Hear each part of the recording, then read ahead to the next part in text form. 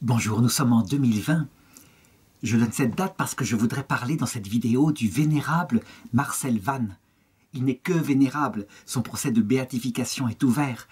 Mais comme je suis convaincu qu'un jour il faudra intituler sa vie sous le nom de Saint Marcel Vannes, eh bien voilà, je donne la date. Je voudrais raconter qui il est parce que, vraiment, quand on regarde sa vie, on voit l'inverse de ce qu'est, un petit peu avant, mais pratiquement à la même époque, Friedrich Nietzsche. Nietzsche, c'est un homme qui, à un moment donné, a rejeté l'existence de Dieu et qui, dans son âme faite pour l'absolu, cherche la voie pour s'épanouir, puisque Dieu n'existe pas. Et puisque Dieu n'existe pas, qu'est-ce qui reste? Eh bien, être pleinement soi-même. Être pleinement soi-même pour profiter dans une sorte d'épanouissement artistique de soi. Profiter d'une vie qui se réalise comme ça, avant de terminer dans le néant. Donc, il exalte, parce qu'il faut bien une vitalité face à ce désespoir profond, il exalte sa grandeur, la grandeur de l'homme, qui devient créateur à travers la beauté de l'art, et il l'exprime dans des œuvres magnifiques. Et Dieu le sauve en le plongeant dans sa faiblesse, d'abord par l'écrasement d'une sœur dominatrice qui ira même jusqu'à falsifier certaines de ses œuvres, et puis par la maladie. Il reste sur un lit de souffrance, pris par une bactérie qui détruit son cerveau pendant 10 ans, avant de mourir, et d'être accueilli par Jésus. Marcel Vannes, c'est très exactement l'inverse. C'est une petite âme qui a compris dès le départ, dès son enfance, qu'il y a un Dieu à l'origine de tout, un Dieu immense, tout-puissant, et qui est mort sur la croix pour nous sauver, et que c'est là sa puissance. Alors lui, il va chercher toute sa vie, profondément, la voie de la petitesse, et elle va lui être indiquée par l'aide de sa petite sœur au ciel, Sainte Thérèse de l'Enfant Jésus.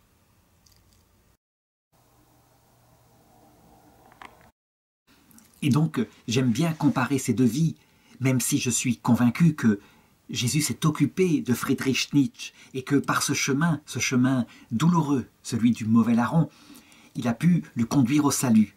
Mais évidemment, la voie qui lui plaît, c'est la voie lumineuse de Marcel Vannes, méprisée par le monde et dont je vais raconter maintenant l'histoire. Le peuple vietnamien dans lequel il naît, au début du XXe siècle, est un peuple qui a des caractéristiques, à savoir une profonde culture qui est millénaire, qui est héritée des sages orientaux, et un profond rejet de la force brutale. Donc, quand on aborde ce peuple par les moyens de l'autorité qui vient de l'intelligence, qui vient de la droiture morale, eh bien ce peuple écoute. Mais quand on l'aborde par la force brutale, celle des armes, ce peuple est capable de lutter à mort pour se libérer. C'est ainsi que le peuple vietnamien reçoit une double influence. L'influence de cette autorité morale à travers des grands missionnaires, en particulier français, qui viennent lui apporter le Christ au prix de leur vie, par exemple comme Théophane Vénard. Mais aussi, il est confronté à l'autre face de la France, à travers ses armées conquérantes, les armées qui s'emparent de ce pays lorsque la France dispose de meilleurs fusils. Et donc, lorsque ce petit garçon naît, Vannes, il naît le 15 mars 1928, voilà quel est l'état de son pays. Il ne le sait pas encore, mais il y a un fort sentiment de liberté qui s'est déjà développé dans le peuple et qui voudrait bien expulser ces Français dominateurs. Et en même temps, il y a le don de la foi, d'une foi profonde, qui en particulier a pris sa famille.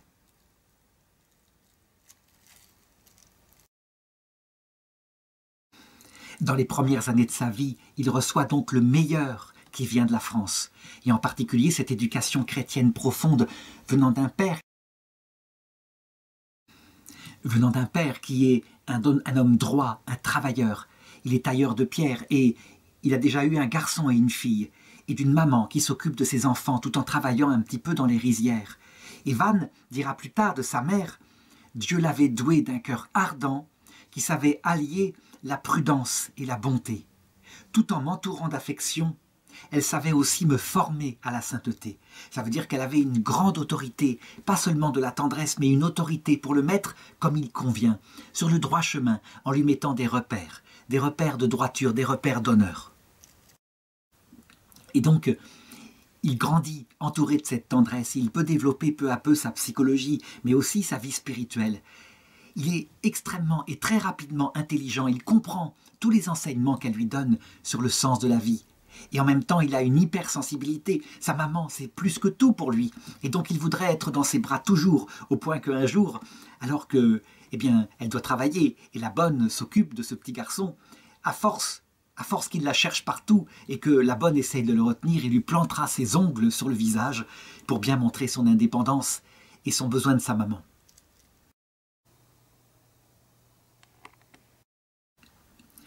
Et donc, comme les enfants, il joue et puis il aime offrir à la Vierge Marie et à Jésus des petites processions, comme le font d'ailleurs les enfants quand ils sont élevés dans la foi. À un moment donné, lorsqu'il a 4 ans, lui arrive une petite sœur en plus. Et il va l'aimer, cette petite sœur, il va l'aimer plus de tout, il va se l'attacher. Il va montrer un tel amour pour elle que sa maman, manifestement, afin qu'elle puisse un petit peu respirer, va finir par la confier à une nourrice. Alors finalement, on change d'avis, on garde l'enfant, et c'est lui qui va partir chez une tante pendant plus d'1 an. Et il revient à l'âge de 6 ans chez ses parents. Alors il a découvert là des cousins-cousines, il a appris à se détacher un petit peu de sa maman, et il a grandi. Toute sa vie, par la suite, il se souviendra de ses premières années d'innocence, et il se souviendra de ce que c'est qu'un enfant, y compris aux yeux de Jésus. Et à un moment donné, quand Jésus va commencer à lui donner des colloques, ça veut dire des espèces de révélations intérieures, en parlant avec lui, comme avec un ami, eh bien, il se souviendra pourquoi Jésus aime l'âme des enfants dont il fait un modèle au point qu'il dit que si on ne devient pas comme un petit enfant, on n'entrera pas dans le royaume des cieux. Van deviendra une sorte d'apôtre des enfants, et d'ailleurs il le dit, « Je pense continuellement aux âmes des enfants. Impossible pour moi de chasser cette pensée. » C'est d'ailleurs ma mission spécifique. Je sais que ma mission spéciale est d'apprendre aux âmes à aimer Jésus, et je dois exercer cette mission tout particulièrement auprès des âmes d'enfants. Quant aux âmes qui imitent les vertus de l'enfance, elles auront d'autres apôtres. Toutefois, ce n'est qu'au ciel que je pourrai remplir ma mission. Et Jésus lui apprendra bien sûr à distinguer ce qui dans l'enfant est puérilité, enfantillage, et ce qui dans l'enfant lui plaît, comme par exemple cette simplicité qui laisse tout paraître à l'extérieur, qui n'a aucune hypocrisie, et qui, du coup, peut être facilement conduit par Jésus. Si bien que Jésus lui expliquera à quel point le baptême des enfants est nécessaire, parce que lorsque son Esprit Saint vient dans les enfants, eh bien, tout simplement, il peut le diriger déjà alors qu'ils sont tout petits, et les diriger ses enfants vers le bien. Alors lorsque Van revient enfin chez ses parents à 6 ans, eh bien, on décide de le préparer à sa première communion. Et pour ça qu'il faut qu'il reçoive un enseignement très simple que lui donne sa maman.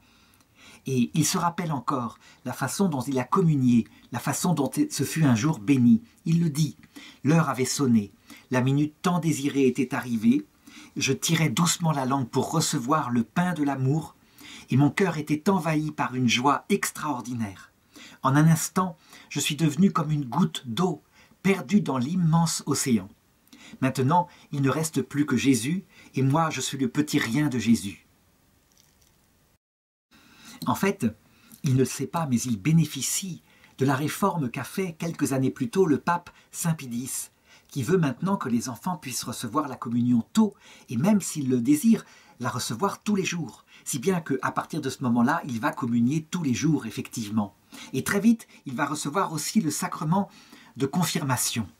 Du coup, avec cette ferveur que lui communique sa maman et aussi le prêtre, eh bien, dès le départ, dès sa petite enfance, commence à naître en lui le désir d'être prêtre. Et cette vocation ne le lâchera pas. Il veut être prêtre pour être missionnaire. Je désirais vivement pour aller être prêtre, pour aller porter la bonne nouvelle aux non-chrétiens.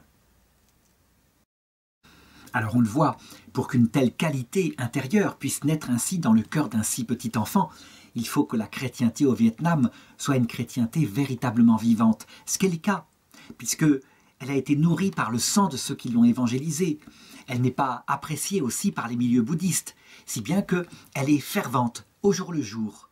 Elle n'est pas, je dirais, dans un quotidien de possession d'elle-même et de vanité. Et puis ensuite commencent pour lui les années d'école. Et alors, véritablement, lui qui est d'une hypersensibilité, qui a tellement besoin de tendresse, on peut dire que, à travers un maître extrêmement sévère, injuste, arbitraire, qui n'hésite pas à battre les élèves comme ça pour la moindre faute, il va quasiment y laisser sa santé. Il le dira d'ailleurs, « Je devenais de jour en jour plus maigre et plus pâle, c'est uniquement à cause du système d'éducation qui était trop dur que je suis tombé dans un tel état d'épuisement. » On le sait, le système d'éducation qui convient aux enfants, c'est un système qui allie une sévérité normale mais juste, et puis beaucoup de tendresse, beaucoup d'attention. Les deux ensemble. Quand on exagère trop sur la tendresse et la liberté, les enfants n'écoutent pas, ils ne travaillent pas. Et quand on est excessivement sévère, comme c'est le cas dans ces pays asiatiques à cette époque-là, eh bien, on peut casser la sensibilité des plus faibles. Et il peut même y avoir parfois des morts. En l'occurrence, sa mère, heureusement, s'aperçoit de son état de délabrement intérieur et de sa grande souffrance, et donc elle le retire de l'école, et elle décide de le confier à l'abbé Joseph Na, qui est le curé de la paroisse de Hubang. Ce prêtre dirige une maison de Dieu, ça veut dire une sorte de petit séminaire, où ceux qui ont un petit peu, qui ressentent la vocation, peuvent être préparés éventuellement à entrer ensuite au séminaire. Donc, ces maisons de Dieu, on ne peut pas le nier, elles produisent au Vietnam des fruits positifs, mais il va se passer une chose qui est un petit peu le travers de toutes les institutions où des enfants sont confiés aveuglément à la confiance de gens qui parfois ne méritent pas la confiance. Eh bien, c'est que le petit Van va subir manifestement des abus sexuels. C'est un catéchiste, quelqu'un qui est aussi éducateur auprès des enfants, qui va faire cela. Manifestement, il avait été embauché pour s'occuper de ses enfants et il n'était pas du tout fait pour cela. Toujours est-il que, apparemment, il impose non seulement des sévices sexuels, il s'introduit dans son lit, mais en plus, il le torture, il exerce du sadisme. Fort heureusement, très vite, une dame qui s'occupe du linge des enfants va se rendre compte en trouvant des traces de sang sur le linge de Van, si bien qu'elle prévient aussitôt l'abbé Na, qui est mis au courant, qui fait une enquête, qui fait soigner l'enfant et qui défend maintenant à Vinh d'approcher quoi que ce soit des enfants et de leur chambre. Il aurait dû immédiatement, évidemment, le renvoyer, il n'aurait pas dû le garder comme ça, parce que, du coup, cet homme se venge. Et on peut dire qu'en voyant aussi l'innocence et la piété de ce petit enfant Van, eh bien, il va organiser avec d'autres des jeux sadiques, et cet enfant va être harcelé. C'est une véritable souffrance dont Jésus dit, d'ailleurs, « Malheur à cause des scandales ». Malheur à celui qui scandalise un de ces petits qui sont miens. Il aurait mieux fallu pour lui qu'on lui mette une meule autour du cou, ces meules que tirent les ânes, et qu'on le jette à la mer. N'empêche qu'il va subir, dès cette époque-là, la souffrance. Et confronté à cette souffrance, en plus horrible qu'il ne comprend pas, eh bien, il va garder comme il le peut son innocence, mais en même temps, il va connaître un trouble intérieur profond. Il le raconte. « J'étais troublé, je souffrais terriblement de penser que, sans être digne comme les saints, j'avais eu la témérité de communier tous les jours, parce que c'est ce qu'on lui reproche, on se moque de sa piété. J'en vins à ne plus communier tous les jours, et je vis alors réapparaître les défauts de ma première enfance. » Alors il s'accroche comme il le peut dans cette grande solitude, et on peut dire qu'il comprend ce que peuvent subir, je dirais, les enfants de par la cruauté, soit de jeunes adultes, soit des autres enfants.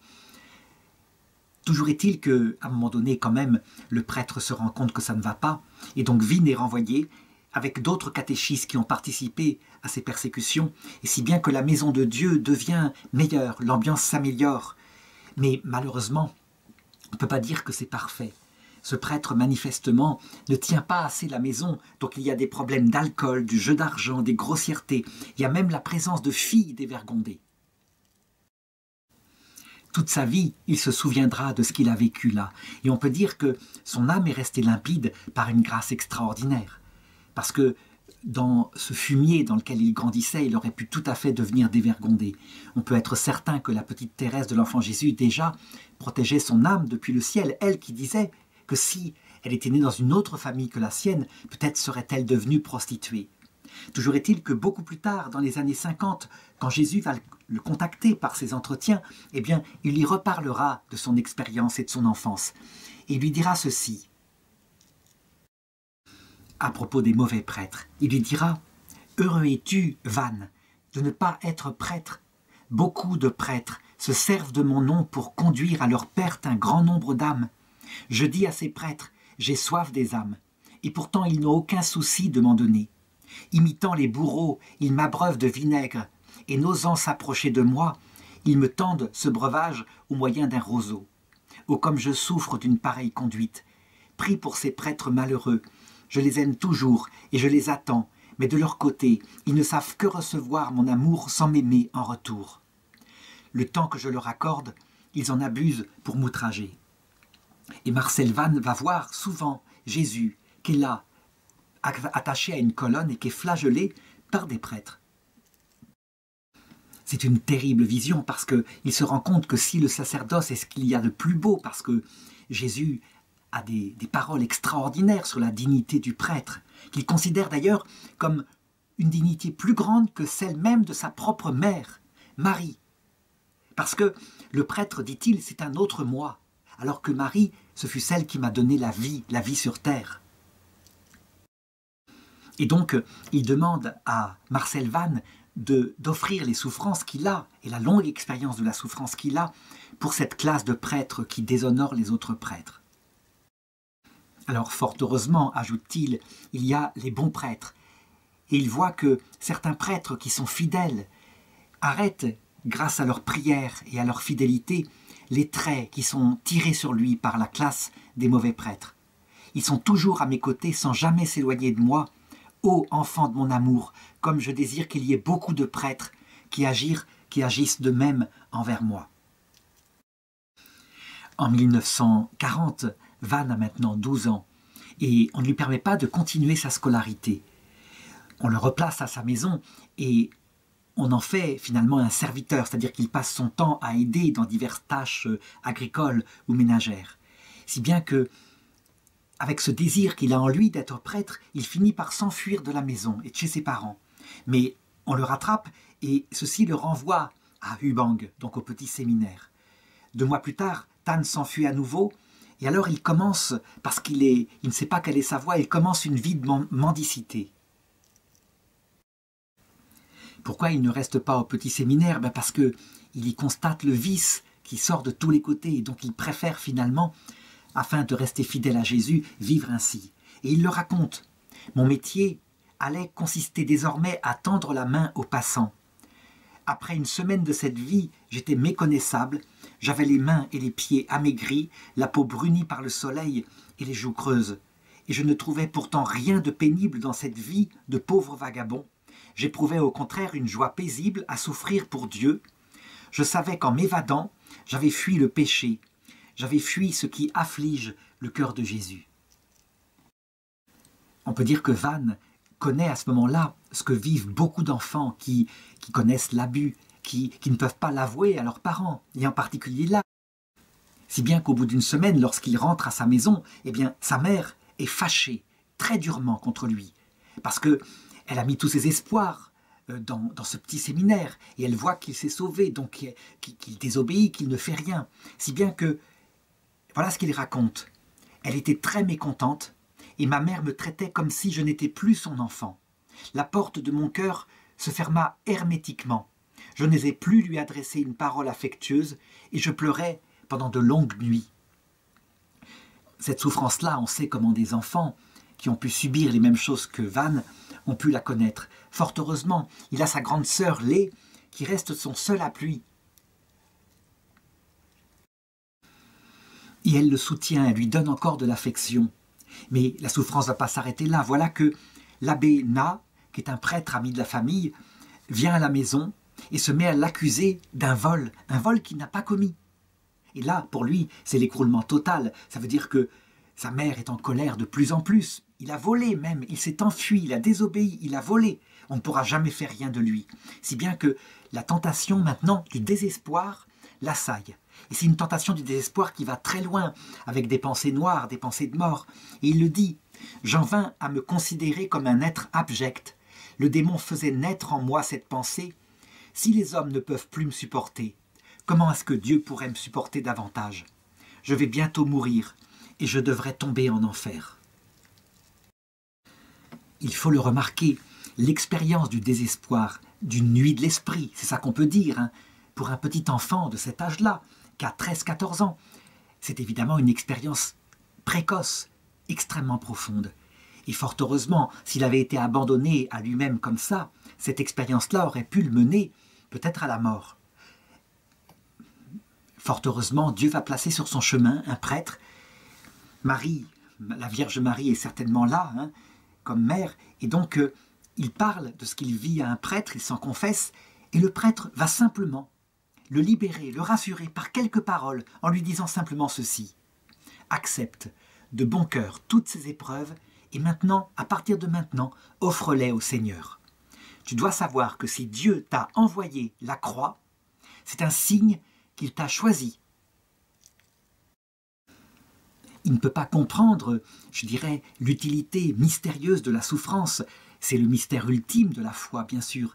Mais le prêtre, là, l'a comme réconforté. Elle a un sens, et il fait confiance, si bien qu'il retrouve un petit peu de lumière dans la nuit profonde qu'il vit. Évidemment, beaucoup plus tard, dans les colloques, Jésus lui expliquera la souffrance.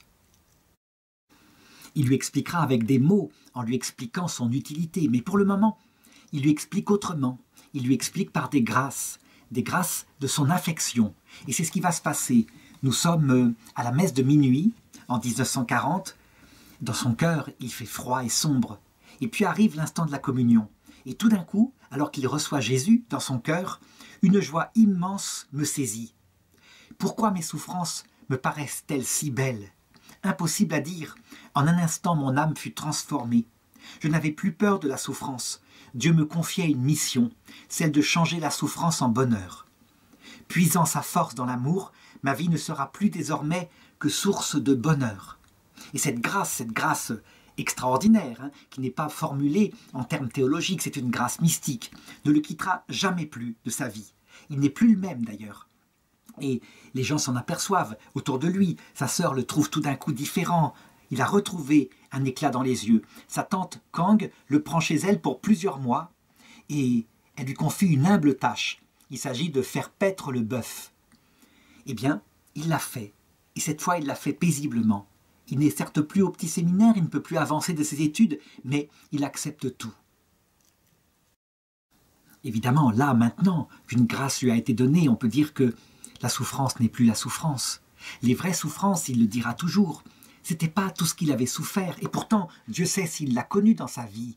Il a connu, par exemple, l'absence d'amour humain, les sévices corporels, sa lutte pour conserver sa pureté, la lutte pour travailler à sa vocation.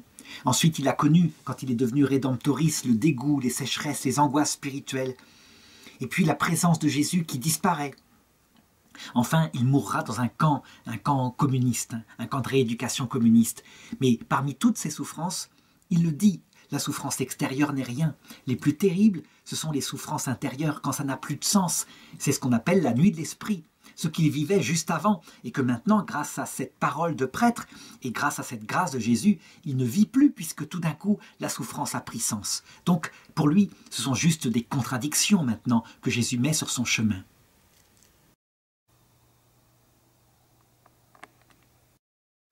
À partir de son expérience, il comprend aussi davantage Jésus, et il le lui dit. Il le lui dira par exemple dans les colloques, encore une fois dans les années 50, il dit « Ah, petit Jésus, je t'aime, tu as souffert beaucoup plus intérieurement qu'extérieurement. Un seul soupir accompagnant tes souffrances intérieures a 1000 fois plus de valeur que tes souffrances extérieures, même les plus cruelles. » Donc on voit ce que ça veut dire quand on considère que Jésus a eu les mains et les pieds cloués sur une croix. En comparaison de son désespoir, sa nuit de l'esprit, mon Dieu, pourquoi m'as-tu abandonné ? Ce n'est rien. D'ailleurs, on peut soi-même l'expérimenter. Celui qui a une rage de dents, mais qui va durer 3 heures, qui est terrible, évidemment, celui-là, il peut objectiver, prendre un médicament, il peut la regarder. Mais celui qui connaît le désespoir, qui n'a plus de but, plus de sens à sa vie, celui-là, il va jusqu'à se jeter sous des trains. C'est un petit peu la comparaison entre ces 2 degrés de souffrance. Du coup, ça lui donne aussi une vision particulière de ces mortifications, ces pénitences qu'on s'inflige lorsqu'il deviendra rédemptoriste. On sait qu'à cette époque-là, on porte souvent le cilice, on peut même se flageller. Il y a des choses pour ne pas avoir un confort et pour pouvoir ajouter une souffrance et l'offrir à Jésus. Eh bien lui, il sait à quel point ces souffrances-là, eh bien, elles sont quelque part peu utiles. Il se contentera d'ailleurs d'imiter ce que lui dira la petite Thérèse de l'Enfant Jésus qui lui apparaîtra et qui lui rappellera que jamais, jamais durant sa vie, elle n'a fait de mortification en dehors de la règle du Carmel. Elle lui dit « Sache bien que je ne me suis efforcé uniquement de garder à la lettre les prescriptions de la règle. En dehors de cela, il m'était impossible de me mortifier comme le faisaient mes compagnes. Il doit en être de même pour toi. Tâche de garder parfaitement ta règle de Rédemptoris et de renferme rien au-dessus de tes forces. »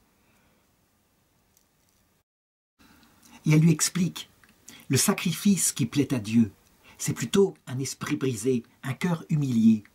Et elle lui dit, le petit Jésus se plaît davantage à recevoir tes faiblesses qu'il ne se plairait à accepter tes mortifications extraordinaires. Pourquoi cela ?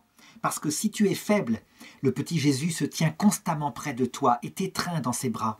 Ainsi, chaque fois que tu manges au lieu de jeûner, donc que tu n'as pas appliqué une mortification, tu exprimes à Jésus ton amour au moyen de ta faiblesse. Et la meilleure mortification, c'est donc celle de la volonté. Comme tu me demandes toujours des mortifications, je t'en ai donné une aujourd'hui. En fait, il voulait manger 3 épis de maïs et il n'a pu en manger qu'un. Et la petite Thérèse lui dit, cette mortification a 2 fois plus de valeur qu'une mortification de ton choix. Donc on le voit, elle est mise à sa juste place et aussi son sens est expliqué. La souffrance, l'utilité de la souffrance pour son âme, c'est évidemment celle qu'on n'aime pas. Et c'est donc de créer un cœur modeste, un cœur humble, un cœur contrit. C'est, je dirais, le vrai but qu'elle a. C'est aussi, dans l'amour du prochain, de porter une part des souffrances des autres, et en particulier des âmes du purgatoire, en les chargeant sur soi, et ainsi en les touchant profondément par cette communion d'amour qu'il leur est montrée. Et puis, sa troisième utilité, c'est évidemment de démontrer son amour à Jésus. Et Jésus d'ailleurs le reconnaît. Qu'y a-t-il pour prouver votre amour? Qu'y a-t-il de mieux que la souffrance? Qu'y a-t-il de mieux que de faire quelque chose qui n'est pas dans l'ordre de votre volonté, si bien que vous vous sacrifiez pour moi? Alors il le dit, c'est ainsi que je vous envoie parfois des souffrances afin qu'elles soient une preuve d'amour. Et alors ces souffrances-là, eh bien Jésus les reçoit et il leur donne une fécondité en les envoyant à d'autres âmes. Et il lui dira, « Oh mon petit ami, tu dois savoir accepter de ma main la tristesse et le dégoût pour les faire fructifier, comme ça me fait plaisir et combien cela profite aux âmes. La seule chose qui m'attriste, c'est que le bon nombre de mes épouses spirituelles, donc il entend par là les âmes, se contentent d'accepter la souffrance de bon cœur, mais refusent de la faire fructifier. Une fois qu'elles l'ont acceptée, elles l'abandonnent quelque part sans plus s'en occuper. » Donc on le voit, ces 3 sens de la souffrance, elles façonnent notre âme. Elles sont offertes à Jésus et manifestent notre amour pour lui. Et elles ont une fécondité pour l'amour des autres âmes. Eh bien ces 3 sens-là, ça lui sera enseigné beaucoup plus tard.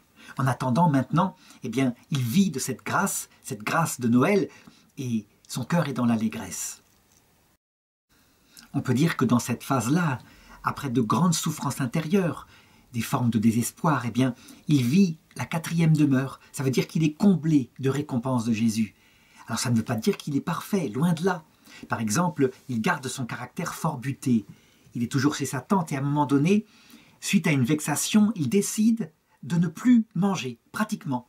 Et sa tante, qui est très inquiète, qui voit qu'elle n'arrive à rien lui faire, eh bien elle décide de le ramener chez ses parents. Un peu après, fort heureusement, les choses vont un peu s'arranger parce que l'abbé Na vient et puis il rétablit la vérité quant au vol dont il l'accusait. Il a retrouvé l'objet qui avait disparu et il innocente Vannes. Si bien qu'il s'excuse et même il lui propose de revenir au petit séminaire de Hubang. Eh bien Vannes va accepter. Malheureusement, rien n'a changé là-bas, c'est toujours l'école du vice. Et donc, il y revient et il s'en désespère. Il dit « Pourquoi Dieu m'a-t-il poussé à revenir ?» Heureusement inspiré par la Sainte Vierge, il fait le vœu de virginité. Donc il refuse de céder à toutes les tentations qui sont là. Et il comprend que sa mission est de s'opposer au mauvais exemple et d'aimer ses compagnons. Et il s'applique à réaliser cela auprès d'un groupe de camarades plus jeunes. Ça veut dire qu'il les prend à part, il se sert de son autorité de grand pour leur indiquer que ceci est mal et pour les former à se faire une sorte de barrière intérieure face à ce qu'ils voient, au scandale qu'ils voient dans ce petit séminaire décadent. Alors une fois encore, la Providence va l'aider. Grâce à un ami, on décide de l'envoyer dans un petit séminaire qui est beaucoup mieux, qui marche bien. C'est le petit séminaire de Langson. Et il y arrive en 1942. Il a 14 ans. Malheureusement, on est en pleine guerre mondiale. Les ressources manquent partout. Et 6 mois après, à cause du manque de nourriture, voilà que le petit séminaire doit fermer ses portes. Alors, Van veut continuer ses études à la cure de la paroisse Sainte-Thérèse de l'Enfant Jésus, de Quang Huyen. Et il est sous la conduite de 2 pères dominicains qui ont bien voulu s'occuper de lui. Et lui, eh bien, son désir de Dieu, il est toujours là. Il n'a pas baissé d'un seul point. Et à 14 ans, c'est l'époque où il aurait pu, évidemment, tourner extrêmement mal. Donc, il est bien parti vers la sainteté. Toujours est-il que son idée, c'est de devenir prêtre et de devenir un saint prêtre. Seulement, depuis qu'il est petit, il lit bien la vie des saints. Et puis, il voit que les saints, dès leur enfance, sont parfaits, ce qui n'est pas du tout son cas. Il est buté, il est entêté, il peut se mettre en colère, il peut ne pas céder, et puis il est hypersensible, etc., etc. Et donc, il se dit que ce n'est pas pour lui, la sainteté, il n'y arrivera jamais. Alors il écrit, malgré mon immense désir d'arriver à la sainteté, j'avais la certitude que jamais je n'y parviendrais. Car pour être un saint, il faut jeûner, il faut se frapper à coups de fouet, il faut porter une pierre au cou, il faut porter des chaînettes hérissées de pointe, une chemise de crin dur, endurer le foie, la gale. Mon Dieu, s'il en est ainsi, je renonce. Tout cela est bien au-dessus de mes forces.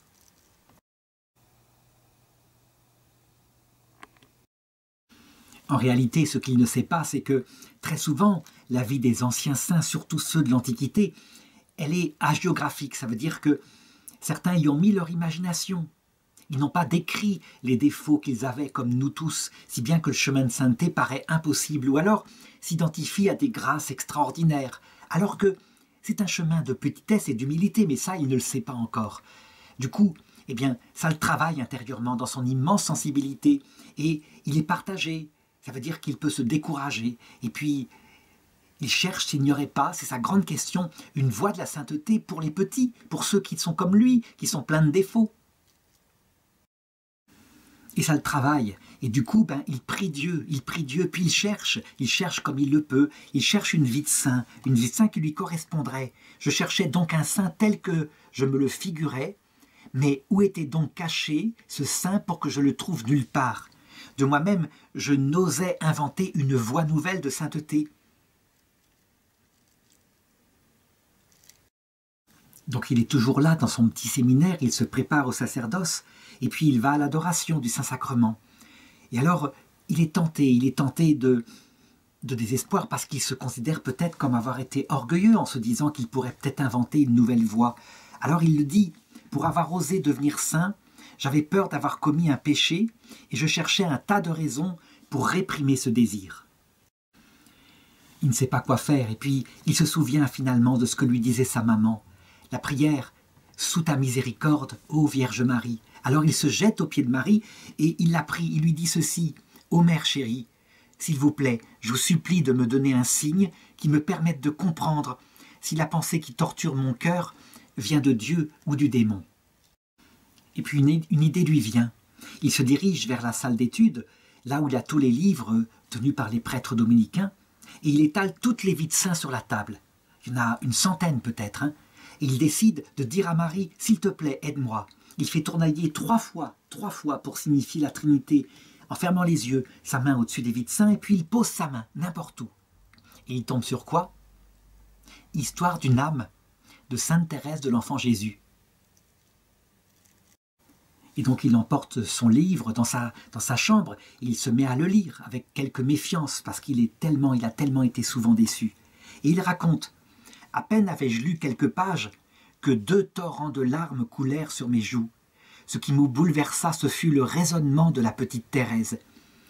Si Dieu ne s'abaissait que vers les fleurs les plus belles, symbole des saints docteurs, des grands martyrs, son amour ne serait pas assez absolu. Car le propre de l'amour, c'est de s'abaisser jusqu'à l'extrême limite. Et de même que le soleil éclaire en même temps les grands cèdres et chaque petite fleur comme si elle était seule sur la terre, de même notre Seigneur s'occupe aussi de chaque âme comme si elle n'avait pas de semblable. J'ai compris alors que Dieu est amour, et que je peux me sanctifier au moyen de toutes mes petites actions, un sourire, une parole ou un regard, pourvu que ce soit par amour. Cette découverte va radicalement changer sa vie et on voit la présence du Saint-Esprit là-dedans, envoyé par la petite Thérèse en l'occurrence. Ce désir d'une voix qui lui corresponde, ces défauts qu'il n'arrive pas à vaincre, et puis ce livre qui lui tombe sur la main au moment où il en a besoin, au moment où justement une certaine tristesse, un certain découragement ne fait que rendre encore plus fort la lecture de ce livre, si bien que le lendemain, Van se réveille avec une telle impression de légèreté qu'il se rend à l'autel de Marie et que sa prière est tout à fait naturelle. Il dit à Marie, « Sainte Vierge, ma mère, si tu voulais bien me guider dans ma nouvelle voie, apprends-moi à aimer Dieu avec une immense confiance, que je sois enveloppé de ton amour comme Thérèse l'a été autrefois, qu'elle soit mon guide dans sa petite voie. » Alors il fait de ce livre son livre de chevet. Il a 14 ans, il le lit, il le relit, il s'en imprègne. Et on peut dire que il écrit « Je sens que Dieu a imprimé en moi l'attitude de l'enfance comme un don inné. » Si bien qu'un jour, n'en tenant plus, eh bien, il va s'agenouiller au pied de la statue de Sainte Thérèse de l'Enfant Jésus et il lui dit de tout son cœur « Thérèse, maintenant, tu seras ma sœur. »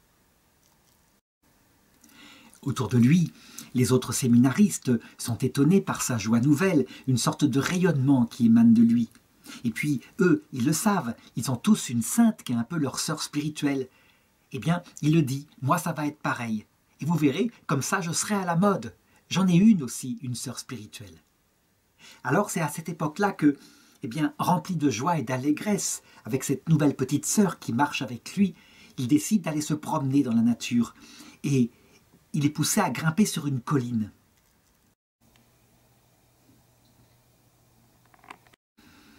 Avant d'y grimper, lui qui est plein d'allégresse avec cette petite voix qu'il a découvert, il s'assoit sur une pierre et il pense dans son cœur « Pourquoi, comment ça se fait que je suis si heureux comme quelqu'un qui aurait perdu la tête ?» Et ensuite, il grimpe sur la colline. Nous sommes en octobre 1942. Il a donc 14 ans. Il marche, et tout d'un coup, dans le silence, parce qu'il n'y a personne, dans le silence, il entend une voix féminine qui l'appelle. « Van, Van, mon cher petit frère. » Il regarde, il n'y a personne autour de lui. Et la voix reprend « Van, mon cher petit frère. » Et il pousse un cri de joie. « Oh, c'est ma sœur Thérèse !» Et la voix lui répond « Oui, c'est bien ta sœur Thérèse. Tu seras désormais personnellement mon petit frère. À partir de ce jour, nos deux âmes ne feront qu'une seule âme, dans le seul amour de Dieu.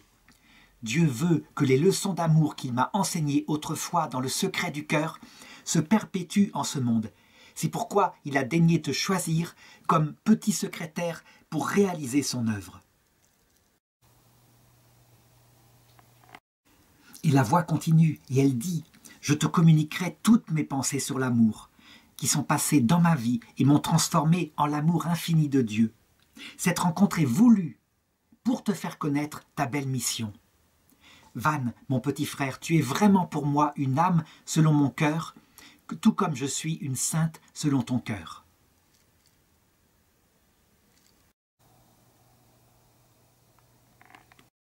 Et ensuite la voix lui explique l'origine même de son être, de sa naissance. Elle lui dit « Avant même que tu existes, ta vie est apparue dans le regard mystérieux de Dieu, et je t'ai vu dans la lumière de ce regard. Et voici que Dieu m'a confié le soin de veiller sur toi comme l'ange gardien de ta vie. Ainsi, j'étais toujours avec toi, comme une mère tout près de son enfant. Grande était ma joie quand je voyais dans ton âme une parfaite ressemblance avec la mienne. Et dans sa sagesse, l'amour divin l'a voulu ainsi. » il faut s'arrêter quelques instants pour regarder un petit peu ce qu'il en est. D'abord, de quelle manière cette voix parle dans la tête de Van? Est-ce que c'est une voix extérieure, comme je parle là dans une vidéo, ou est-ce que c'est une voix intérieure qui se confond avec sa propre conscience? Je dirais qu'en général, c'est plutôt une voix intérieure, mais ce n'est pas la voix de sa conscience, c'est autre chose. C'est une véritable voix qui lui parle. Et lui, il entend. Et il remet les choses avec ses mots. Alors évidemment, il y a la médiation de son intelligence, donc quelquefois dans ces mots peuvent passer, je dirais, sa propre interprétation. C'est la même chose qui se voit par exemple dans les entretiens avec Jésus de Sainte Catherine de Sienne, aussi de Anne-Catherine Emmerich. Il y a une part de soi-même, mais manifestement, et je vais le montrer par les apports énormes qui vont lui être donnés au cours des entretiens avec Jésus, il y a des choses qui ne viennent pas de lui. On peut le prouver par la précision de la théologie qui lui est révélée, et parfois même des points nouveaux de théologie, des points extraordinaires, des points auxquels l'Église elle-même, à travers ses grands docteurs, n'avait pas pensé. Et les solutions vont lui venir par Van, et dans ces entretiens avec soit Sainte Thérèse, soit avec Jésus. Deuxième question, qu'est-ce qu'il en est de la prédestination? Ça veut dire, est-ce qu'il est vrai que Van est particulièrement choisi par Dieu avant même sa naissance? Alors je dirais que là-dessus, tout homme est choisi par Dieu avant même sa conception. Tout homme sans exception. Tout homme est appelé à la sainteté. La prédestination, elle s'adresse à tout le monde, même si Dieu de toute éternité sait que parfois certains, ultimement, refuseront l'amour et se mettront en enfer. Là, il s'agit d'une mission particulière. Van est non seulement appelé à la sainteté, mais il est appelé à une mission apostolique pour le bien de l'Église. Et là, c'est un peu la mission qu'on voit chez les prophètes de l'Ancien Testament. Ça veut dire que c'est plus fort que lui, ça lui est donné. Et je dirais, il n'a plus qu'à obéir, lui, et à la suivre avec tout son amour. Mais elle se fera parce que c'est la volonté de Dieu pour le bien des autres. La particularité, évidemment, de ces âmes qui sont choisies pour faire cela, c'est que les souffrances qu'elles ont vécues, et Van en a vécu déjà énormément, il a tout vécu finalement, cet enfant. Eh bien, les souffrances qu'elles ont vécues, il les garde, et fortifiés, aidés par la grâce, ils les comprennent, et ils peuvent ensuite en transmettre le sens aux autres. Et donc, à partir de ce moment-là, la petite Thérèse va éduquer Van. Elle ne va pas simplement l'éduquer par ces effusions de l'Esprit Saint, mais par cette voix qui est intérieure. Il y a eu des saints comme Jeanne d'Arc qui, en plus d'une voix, avaient la vision extérieure de saints comme Sainte Marguerite, Sainte Catherine d'Alexandrie. Pour Van, je crois que c'est d'abord intérieur. Mais ça en revient au même, finalement. Et on peut dire qu'à partir de ce moment, Sainte Thérèse reprend son rôle de maîtresse des novices, un peu comme elle l'avait été pour la petite sœur Marie de la Trinité, qui elle-même, après, appliquera du mieux qu'elle le peut pour toute sa vie religieuse la petite voix que Sainte Thérèse lui avait appris quand elle était novice au Carmel de Lisieux. Et Van est un excellent élève, comme le prouve par exemple ce qu'il écrira plus tard à un enfant qui lui posait une question, parce qu'il était découragé. Il lui écrira « Se décourager, c'est faire une tache sur le visage de Dieu, car on considère qu'il ne peut rien pour nous. Toutes les inquiétudes qui se présentent à notre esprit sont comme la voix de Dieu qui nous appelle, qui nous rappelle la nécessité de la prière et de la vraie confiance qui s'abandonne. Voilà, j'ai tout dit. Tout se résume dans la confiance et l'amour. Mets cela en pratique et tu vivras toujours dans la paix. » Alors ce qui est extraordinaire, c'est que Van va écrire ses entretiens avec Sainte Thérèse de l'Enfant Jésus, et quand on les regarde, effectivement, on a l'impression d'y retrouver ce que va raconter sœur Marie de la Trinité de ses entretiens avec sa maîtresse des novices durant son vivant à Lisieux. Par exemple, elle lui dit « Dieu notre Père veille sur le moindre détail de nos vies. Dieu est Père et ce Père est amour. Il est d'une bonté et d'une bienveillance infinie. Mais depuis le jour où nos premiers parents ont péché, la crainte a envahi le cœur de l'homme et lui a enlevé la pensée d'un Dieu Père qui est infiniment bon. Alors Dieu a envoyé son Fils, et Jésus est venu rappeler à ses frères les hommes que l'amour du Père est une source inépuisable. Être les enfants de Dieu, c'est là pour nous un immense bonheur. Nous devons en être fiers et ne cédons jamais à une crainte excessive. N'aie jamais peur de Dieu. Ne crains pas de te montrer familier avec le bon Dieu, comme avec un ami. Raconte-lui tout ce que tu veux. Tes jeux de billes, l'ascension d'une montagne, les taquineries de tes camarades, tes colères, tes larmes ou les petits plaisirs d'un instant.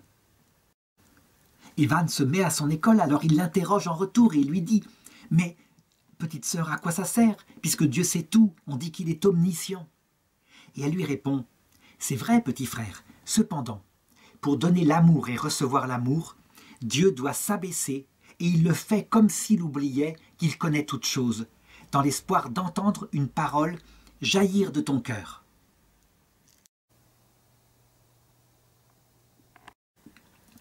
C'est une véritable formation spirituelle qu'elle lui donne et elle est accompagnée aussi des souffrances qu'elle peut lui annoncer parfois. Un jour, par exemple, Van lui dit « Oh, j'ai toujours eu le désir d'être prêtre. Pour cela, j'ai tout sacrifié en m'imposant de nombreux efforts, tant spirituels que corporels. » Et un jour, la petite Thérèse lui dit « Van, mon petit frère, j'ai une chose importante à te dire. Mais cela va te rendre très triste. Dieu m'a fait connaître que tu ne seras pas prêtre. » Alors Van aussitôt se met à pleurer. Et il dit « Mais je ne pourrai jamais vivre sans être prêtre. » Et la petite Thérèse reprend « Van, si Dieu veut que ton apostolat s'exerce dans une autre sphère, qu'est-ce que tu en penses? Ce qui demeure le plus parfait, c'est de faire la volonté de notre Père du ciel. Tu seras avant tout apôtre par la prière et le sacrifice, comme je l'ai été moi-même autrefois. » Alors évidemment, c'est un bouleversement pour Van, et la petite Thérèse va l'accompagner là-dedans. Il va lui mettre les yeux sur un passage qu'elle a écrit dans l'histoire d'une âme. C'est le passage où elle dit « Ce jour-là, j'ai compris que l'amour seul faisait agir les membres de l'Église. Je compris que l'amour renfermait toutes les vocations, que l'amour était tout, qu'il embrassait tous les temps et tous les lieux, en un mot, qu'il était éternel. » Donc, Van, quand même, c'est un tel bouleversement qu'il est quand même intrigué. Et il dit « Thérèse, ma sœur, en quoi consiste cette vocation cachée si je ne deviens pas prêtre ?» Parce que lui, il voulait réaliser ce don de l'amour à travers le fait de consacrer l'Eucharistie, de le donner aux hommes. Et Thérèse lui répond « Tu entreras dans un couvent et tu te consacreras à Dieu. » Et puis elle s'en va, et elle reste Van avec ce mystère de sa propre vocation. Et il attend, et les choses ne vont pas tarder. Une nuit, il fait un rêve mystérieux, c'est dans l'hiver 42-43, il a donc 15 ans. Il dit « J'aperçus quelqu'un qui avançait vers la tête de mon lit, et ce personnage était tout habillé de noir, il était assez grand, et son visage reflétait une grande bonté. Il me posa la question « Mon enfant, veux-tu » Et spontanément, je répondis « oui ». Quelques jours plus tard, alors que j'entrais dans une maison, je vis une statue qui ressemblait étrangement à celle de mon rêve. Et c'était celle de saint Alphonse de Ligorie, qui est le fondateur des Rédemptoristes. Et donc il se dit que certainement, c'est là que Dieu l'appelle, chez les Rédemptoristes. Et ils ont effectivement une maison religieuse au Vietnam. Et sainte Thérèse, un peu plus tard, lui confirmera sa vocation.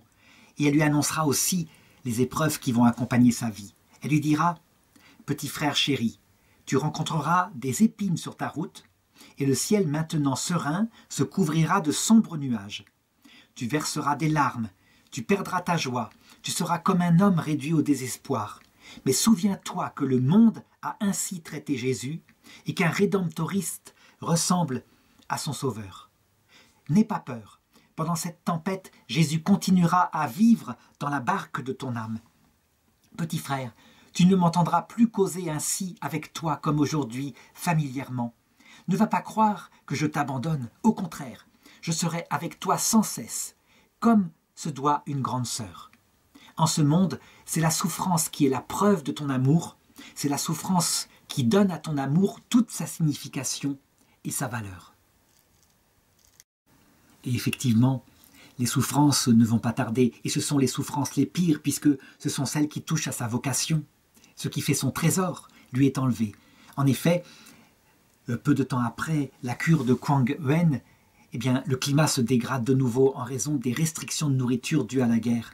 Si bien que, parce qu'il n'y a pas assez de nourriture, ça crie, ça ne s'entend plus, il y a des brimades. Et finalement, il est chassé de la communauté. Et il se retrouve à la rue. Nous sommes en juin 1943. Et la plus grande humiliation pour lui, c'est de revenir penaud à la maison. Comment est-ce qu'il va pouvoir l'annoncer? Et il le dit à Dieu. Je veux mourir et mourir ici même, pour n'avoir pas apporté la honte en présence de ma famille. Il le sait, l'honneur, la réussite, c'est quelque chose d'important pour sa mère, et sa mère le lui a déjà nombreuses fois montré. S'il revient une nouvelle fois avec un tel échec, eh bien, elle ne va pas l'aimer, elle va le chasser, évidemment, et va une fois de plus le traiter d'incapable. Alors, Sainte Thérèse, qui s'était tue pendant quelque temps, heureusement, revient. Un petit peu comme les voix de Jeanne d'Arc, quand ça va très mal, quand on est au fond du gouffre. Et elle l'encourage de nouveau. Et elle l'encourage à se tourner aussi vers la Sainte Vierge. Et Van, il prie ainsi, « Ô Mère, je m'abandonne entièrement à toi. Je n'ai que mes blessures et mes larmes à offrir, mais avec toi, je veux aller jusqu'au bout de la route. » Alors finalement, eh bien, il fait ce qu'il ne peut faire que ça. Une seule porte s'ouvre à lui. Il retourne chez ses parents. Et là, il est accueilli, finalement pas si mal. Et on lui suggère, parce qu'il désire être religieux, d'aller frapper au couvent des Rédemptoristes. Ils sont à Hanoï. Il y va le 16 juillet 1944. Il a 16 ans. Mais quand on s'aperçoit de sa jeunesse, il est extrêmement jeune, eh bien, on lui signale qu'il faut qu'il attende 3 ans pour entrer définitivement. Il faut qu'il ait un âge suffisant. Alors il rentre de nouveau à la maison et il est de nouveau découragé. Mais évidemment la Sainte Vierge et Sainte Thérèse veillent, si bien qu'un ami intervient auprès des Rédemptoristes et leur parle de sa vocation. Il se bagarre, celui-là, depuis tout petit. Il veut se consacrer à Dieu, il ne faut pas le faire attendre plus longtemps. Si bien que eh bien, les Rédemptoristes acceptent de le recevoir et il entre le 17 octobre suivant. Il est admis au postulat et il reçoit son nom de religion. Il s'appellera maintenant frère Marcel, Marcel Van. Il en éprouve une allégresse profonde en acte de grâce à la Vierge Marie et il se rend ainsi dans son noviciat. Et il commence sa vie religieuse avec les phases habituelles qui se passent. Ça veut dire d'abord quelques mois d'intense grâce sensible. Une joie rayonnante. Il a enfin réalisé sa vocation, comme le lui avait annoncé Sainte Thérèse. Et puis, très vite, eh bien, les souffrances commencent à arriver. Ne serait-ce que parce que les autres frères, les jeunes frères qui sont entrés, qui le voient ainsi, comme en extase, on pourrait dire, dans sa prière, eh bien, commencent à être jaloux ou à se moquer de lui et à le persécuter. C'est ce qui se passe. C'est énervant, quelqu'un comme ça qui est tellement enthousiaste que c'en est presque un reproche vivant par rapport à soi. Et puis arrive aussi la nuit des sens, ça veut dire les sensations, le plaisir de prier qui s'en va. Fort heureusement, c'est les confesseurs, les prêtres à qui il se confesse, connaissent maintenant la qualité de son âme parce qu'il se confie tout à fait simplement, et si bien que l'un d'eux lui demande, à partir de maintenant dans l'obéissance, de mettre par écrit tout ce qu'il a, tout ce qu'il reçoit de Jésus, de Sainte Thérèse, etc. C'est une habitude qui a été prise depuis l'exemple de Sainte Thérèse de l'Enfant Jésus. Et c'est une bonne habitude, parce que ça permettra évidemment de connaître de nombreux saints, de nombreux chemins de sainteté. Et c'est grâce à cet ordre suggéré par Jésus à son supérieur qu'on va connaître un petit peu tout ce qui lui est dit. Ces entretiens, est-ce qu'ils sont authentiques? Eh bien, ils vont être regardés par plusieurs théologiens, dont le père Molinier, qui va effectivement constater qu'il n'y a rien qui est contre la foi dedans. Et puis, le cardinal Van Thuan, qui est évêque du Vietnam à un moment donné, qui fera d'ailleurs de la prison, qui est en odeur de sainteté, les réunira et confirmera effectivement leur très grande profondeur. Il y a quelque chose de très fort là-dedans. Alors, à partir de cette époque-là, on peut dire de 45 à 46, pendant 2 ans, des colloques avec Jésus s'intensifient sur toutes sortes de sujets. Et ça commence de cette façon-là. Un jour, Jésus lui apparaît et lui dit « Frère Marcel, humble enfant de mon amour, écoute les paroles que je t'adresse et mets-les par écrit. Je veux que tu serves d'intermédiaire à mon amour auprès de tes compatriotes du Vietnam. Reste donc en paix. Les paroles que je t'adresse sont des paroles de vérité que seuls les simples, les humbles sont capables de comprendre. Humble enfant de mon amour, m'aimes-tu? Je suis l'époux de ton âme. Chaque fois que tu dis « Mon Jésus, je t'aime » ou quelque autre parole exprimant ta tendresse et ton amour, je suis contraint de te donner un baiser. Ils sont nombreux, ceux qui ne savent qu'écouter ce que je dis sans oser converser tout bonnement avec moi comme des enfants, sous prétexte que cela ne convient pas. Dis-leur bien que j'écoute très volontiers les conversations ordinaires et que je prends plaisir à les entendre. C'est là ce que j'attends des âmes qui m'aiment. Jésus, en fait, va se faire avec Marcel Vannes maître d'oraison. L'oraison, c'est la prière du cœur, une prière simple, une prière qui consiste en un dialogue réciproque, pas forcément avec des paroles d'ailleurs. Les paroles peuvent venir à certains moments, mais parfois ce sont plutôt des silences. Et parfois, ça passe à travers l'ennui. Et pourtant, on est là, présent, mais fidèle. Et c'est quand même de l'oraison. Et puis, évidemment, Jésus va lui apprendre des méthodes d'oraison, diverses méthodes très simples, avec la plus grande, celle que lui apprendra aussi la Vierge Marie, à savoir le rosaire. Évidemment, il n'y a pas plus grande méthode, puisque le rosaire permet de fixer son intelligence en méditant un mystère, son imagination, en contemplant ce qu'a vécu Jésus dans un passage de l'Évangile, et puis son affection, en égrénant tendrement des « Je vous salue Marie ». Tout l'être est pris, toutes les facultés intimes, et donc la folle du logis, c'est-à-dire l'imaginaire qui nous envoie dans la distraction, est comme vaincu assez facilement par le rosaire. Mais il y a bien d'autres méthodes. Il lui apprend des petits trucs, comme par exemple, quand il est comme une pierre à l'oraison, plutôt que de dormir, eh bien de dire « Jésus, je t'aime » à travers cette petite mouche qui est là et qui passe et qui le distrait. « Jésus, je t'aime » à travers ce petit cafard là qui est là contre le mur, et je t'aime à travers le petit souffle de vent qui vient d'arriver. Bref, de faire des actes d'amour perpétuellement à travers tout ce qui l'entoure. Une vraie école d'oraison. Jésus va d'abord se faire maître spirituel en lui apprenant non seulement à faire l'oraison, mais en lui parlant de Dieu, de son Père. Il va lui parler de la simplicité de Dieu. Il va dire à quel point Dieu, le Père, c'est l'époux de son âme. Et son âme, c'est son épouse. Donc, on pourrait appeler ça la théologie morale. Ça veut dire la relation qui spécifie un chrétien avec Dieu. C'est une relation réciproque de charité. Et effectivement, il n'y a pas plus belle analogie que celle de l'époux et de l'épouse. Mais il lui parle aussi de qualités tellement importantes comme celle de l'humilité. Mais l'obéissance qui va avec, parce qu'il n'y a pas plus grande humilité que celle qui conduit à obéir. Et des sujets très concrets. Il lui parle par exemple de son amour pour la France. Et Vannes, là, eh bien, répond prier pour la France, là tout de même, c'est beaucoup me demander, parce que ce sont des conquérants, on n'est pas chez nous, etc. Eh bien, Jésus et Thérèse, au contraire, lui disent « Regarde aussi l'aspect positif de la France » et lui annoncent des choses concernant la France, concernant la fidélité passée, concernant la perte de fidélité future, mais la façon dont Jésus promet qu'il la ramènera un jour à son amour d'antan, après un temps de désert. Il faut se souvenir qu'à l'époque où lui viennent ces oraisons, ces paroles, ces colloques, la France est envahie par l'Allemagne nazie et elle est dirigée par le maréchal Pétain.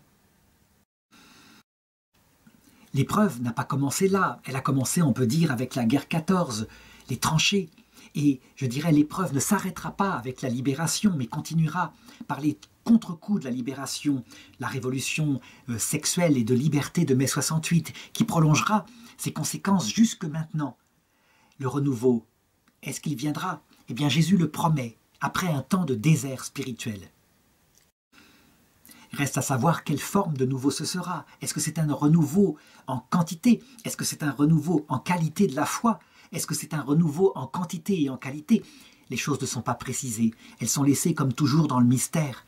Ni même l'idée que ce renouveau peut-être pourrait simplement concerner les Français dans l'autre monde lorsqu'ils arrivent à l'heure de la mort, confus de leurs péchés face à Jésus-Christ. Ces colloques sont d'une extrême richesse, ils méritent d'être lus profondément. On peut dire presque avec Saint Louis-Marie Grignon de Montfort que Jésus, à travers ce petit enfant, tout simple, façonne ce qu'il avait annoncé, les apôtres des derniers temps, dont Saint Louis-Marie Grignon de Montfort disait qu'il serait comme l'éclat du soleil en comparaison de la lune dans les anciens temps, la lune si terne en comparaison du soleil. Et c'est vrai. Par exemple, prenons un thème particulier qui, je le dis, je crois, va faire avancer profondément la théologie de l'Église. Et l'Église suivra à travers son magistère, à travers en particulier le pape Benoît XVI. C'est le sort des enfants morts sans baptême. Il faut savoir que la lumière de la théologie ancienne, à partir de saint Augustin, une lumière qui fait comme elle peut, ce sont des débroussailleurs. Et elle sera gardée et entretenue ensuite par saint Thomas d'Aquin. Et jusqu'au XXe siècle, elle consiste à dire que les enfants, lorsqu'ils ne sont pas baptisés, puisque Adam et Ève a choisi pour eux de les séparer de Dieu, et puisqu'ils arrivent après la mort sans avoir été lavés et sans avoir reçu la grâce, eh bien, parce qu'il y a une vérité dogmatique qui dit que tout être qui arrive ainsi après la mort est aussitôt conduit en enfer, eh bien, les enfants, c'est leur cas. Pas un enfer de souffrance, mais un enfer uniquement sous le rapport de la séparation avec Dieu. Avec l'opinion de saint Augustin qui disait quand même, en regardant l'âme humaine, y compris des bébés, elle est faite pour voir Dieu, donc ils souffrent. Et saint Thomas d'Aquin qui lui disait, non, ils n'ont pas péché, donc ils dorment, ils ne souffrent pas, ils sont dans un bonheur naturel. En fait, à un moment donné, Jésus, dans ses colloques avec Marcel Vannes, qui lui est, je dirais, obsédé par le sort des âmes des enfants, qui sait ce que c'est qu'avoir été un enfant torturé, qui sait ce que c'est que l'innocence d'un enfant, lui qui a été abusé, eh bien, il pose la question à Jésus, et voici l'entretien que ça donne. Alors voilà ce qu'il écrit. Aujourd'hui, l'intention de Jésus m'a fixé de prier pour les enfants. Il m'a demandé de ne pas les oublier. Alors je n'ai fait que prier pour eux. Et puis, je me suis rappelé les paroles que Jésus m'a adressées aux parents auparavant au sujet des enfants qui ne sont morts sans être encore baptisés. Et j'étais très inquiet en me demandant si c'était bien là une réalité, à savoir leur séparation éternelle, ou tout simplement un rêve de mon imagination. Alors Jésus est venu aussitôt me délivrer de cette inquiétude en me disant « Ce n'est pas un rêve de ton imagination, mais bien une doctrine qui, je le veux, doit être reconnue comme vraie par la Sainte Église. Oui, je veux que la Sainte Église, mère et bonne et généreuse, tende les bras pour accueillir ses petits et les admette au nombre de ses enfants, comme beaucoup d'autres qui ont eu le bonheur de recevoir le baptême d'eau. Si en raison des circonstances, certains enfants n'ont pas pu recevoir ce baptême comme les autres, ils ont quand même droit de le recevoir. De plus, c'est le péché originel qui les empêche de jouir de la grâce sanctifiante. Or, en vertu de mes mérites, le péché originel a été largement expié. En outre, j'ai donné à l'Église le pouvoir de retenir et de remettre le péché. Alors, pourquoi l'Église n'aurait-elle pas le pouvoir suffisant pour remettre le péché originel à ses enfants, même si en raison des circonstances, ils ne peuvent recevoir le baptême comme les autres enfants? Donc, si l'Église le veut, les enfants sont purifiés aussitôt, car l'Église est la seule sur terre à posséder ce pouvoir. Par conséquent, en ce domaine, aucune puissance spirituelle ne peut s'opposer à son autorité, même si des parents sans religion ne voudraient pas que leurs enfants jouissent de la grâce de ma rédemption. Car dans ce cas, la volonté des parents serait injuste à l'égard d'un enfant innocent qui n'a pas encore l'usage de la raison. C'est pourquoi la Sainte Église peut exercer librement son autorité et rien ne peut lui résister. Donc, petit frère, reste en paix au sujet des enfants. Ce que je t'ai communiqué n'est pas une chose qui doit t'inquiéter, mais bien un point de doctrine que je veux révéler à mon épouse vénérable, la Sainte Église. Alors évidemment, Marcel Vannes est troublé, parce qu'un point de doctrine nouveau, ça voudrait dire une nouvelle révélation. Et alors il pose la question à Jésus. Ça lui semble troublé. Il n'y a pas de nouvelle révélation normalement. Tout a été donné par Jésus dans l'unique révélation. Il dit « Alors, Jésus, pourquoi les saints docteurs comme saint Thomas d'Aquin ont-ils soutenu une opinion contraire ?»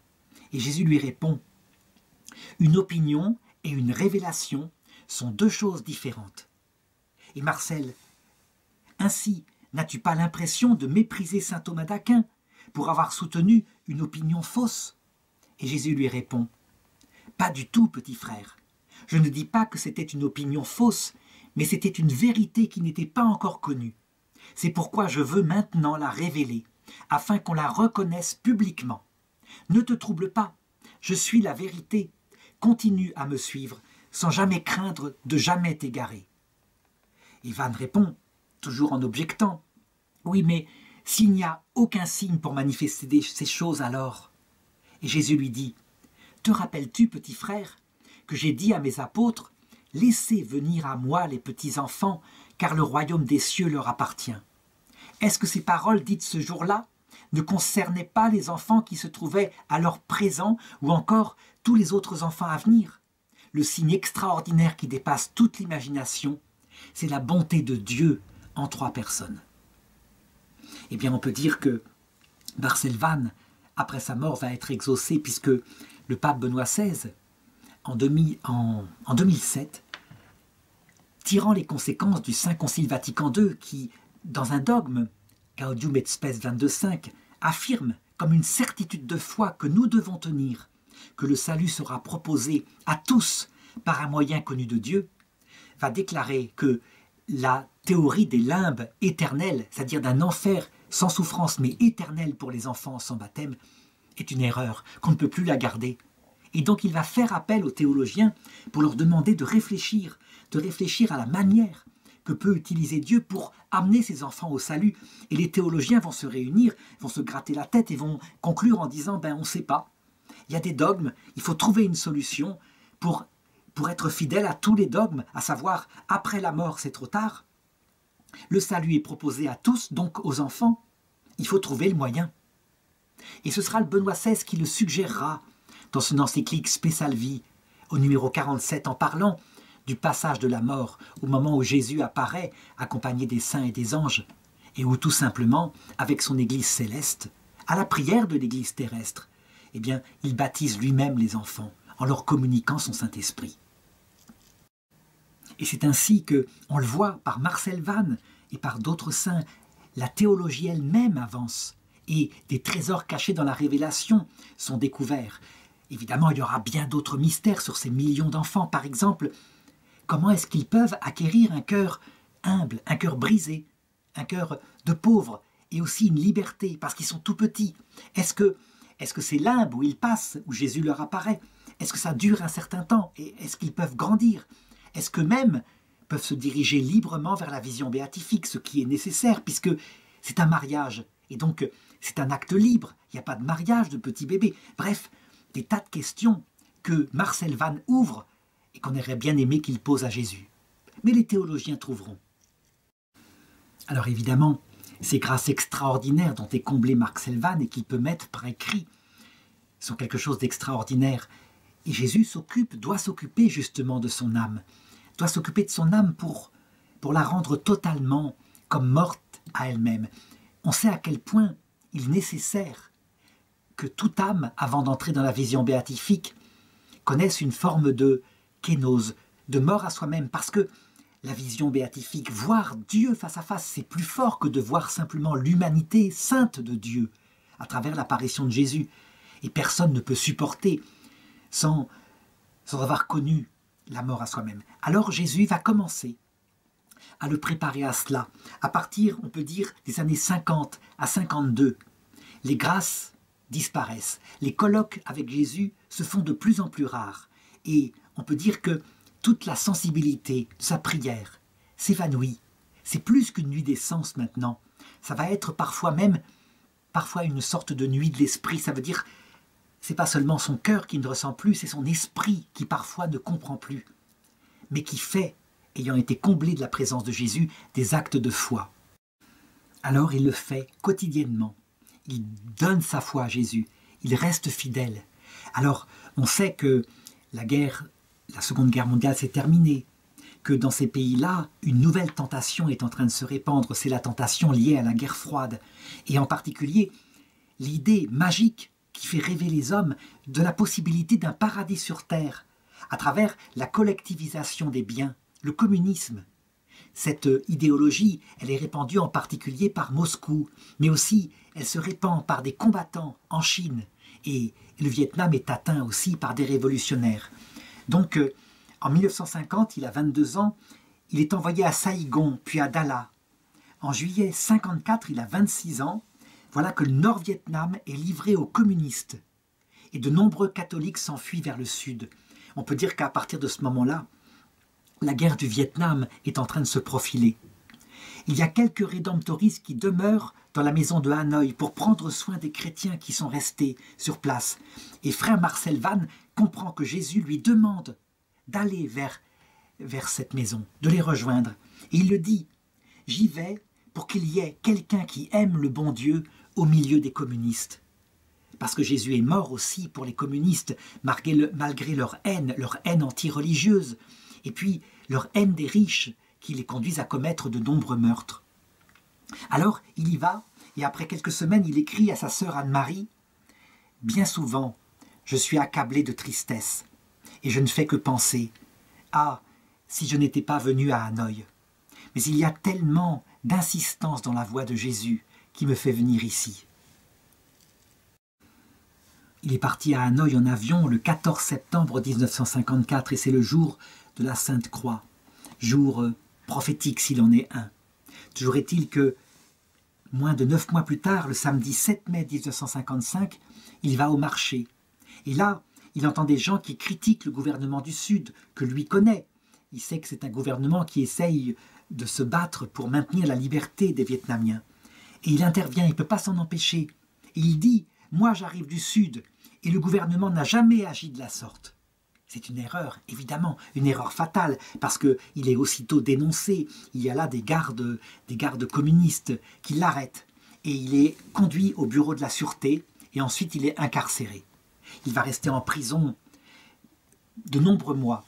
5 mois après, il est transféré à la prison centrale de Hanoï, où il retrouve de nombreux catholiques, et aussi des prêtres. Et alors, il peut enfin écrire à ses supérieurs et donner de ses nouvelles. Il leur dit « Si je voulais vivre, cela me serait facile.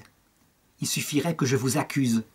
Mais soyez sans crainte, jamais je n'y consentirai. » En effet, la technique des commissaires politiques communistes, c'est pas d'éliminer les gens. Ça sera une chose qui sera faite au Cambodge quelques années plus tard, avec une décision prise par les pires des communistes de ne pas essayer de rééduquer, mais de carrément éliminer tous ceux qui ont participé à l'ancien système pour créer un peuple nouveau à partir des montagnards. Là, en l'occurrence, on essaye de le rééduquer. Et donc, ce sont des souffrances psychologiques, des lavages de cerveau. Il subit ça sans cesse.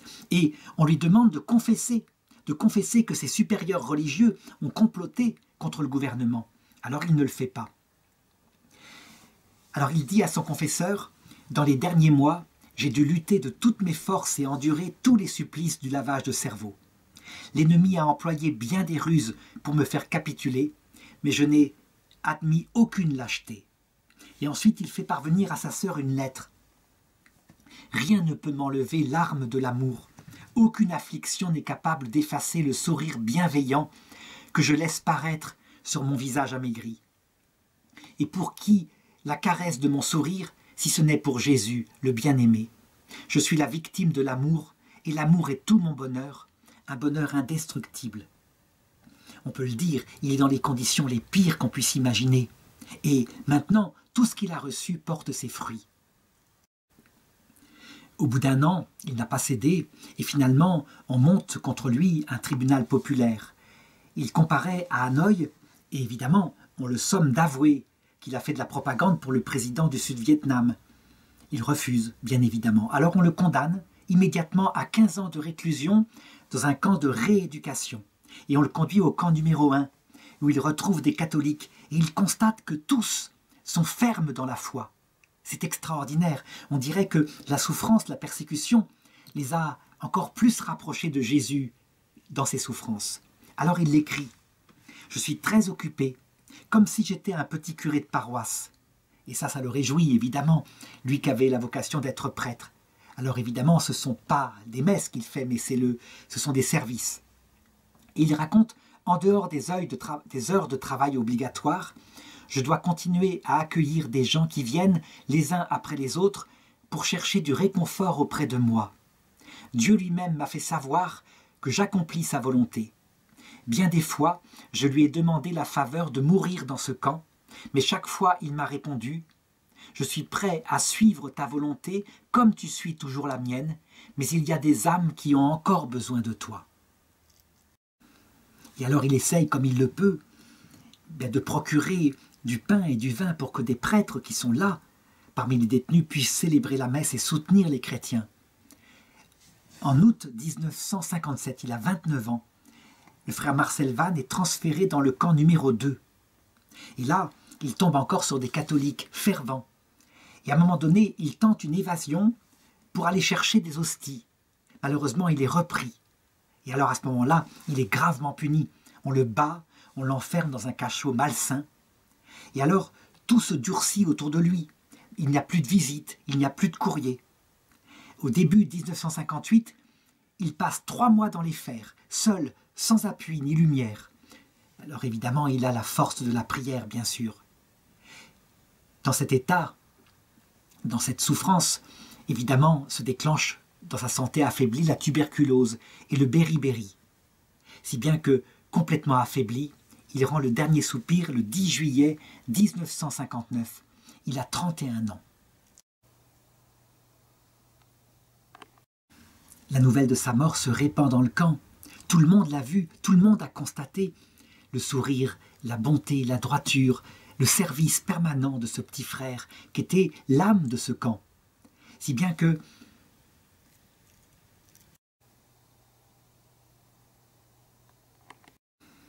on arrive après sa mort à faire parvenir à sa sœur quelques mots qu'il a laissés pour sa famille. Par exemple, il écrit à Anne-Marie, sa sœur, « T, continue à vivre en paix, même si la vie est dure, garde la joie, réponds à la vie par des sourires, petite sœur. Dans notre vie, la souffrance n'existe que pour l'amour. Pour vivre, lève ton regard vers Jésus. » Et puis un autre mot, « Quant à moi, je ne suis qu'un cadavre qui respire. Je suis très faible. Cependant, il me reste l'amour, et avec l'amour, une volonté héroïque. Je suis la victime de l'amour, et l'amour est tout mon bonheur, un bonheur indestructible. »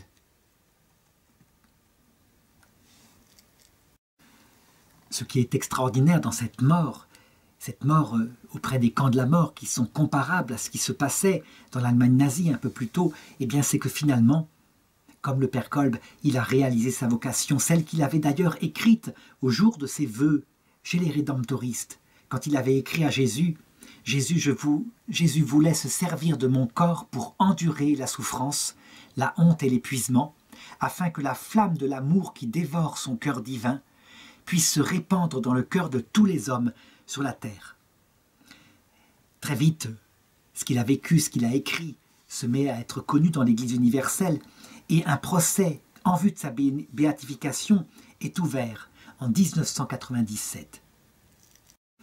Je crois qu'il ne faut pas attendre qu'il soit canonisé, que c'est une permission qui est donnée aux enfants de Dieu de devancer la vie de l'Église et de véritablement faire de Marcel Vannes, de ses écrits, des écoles théologiques avec Sainte Thérèse de l'Enfant Jésus, que d'ailleurs elle avait appelé Marcel Vannes la deuxième petite Thérèse.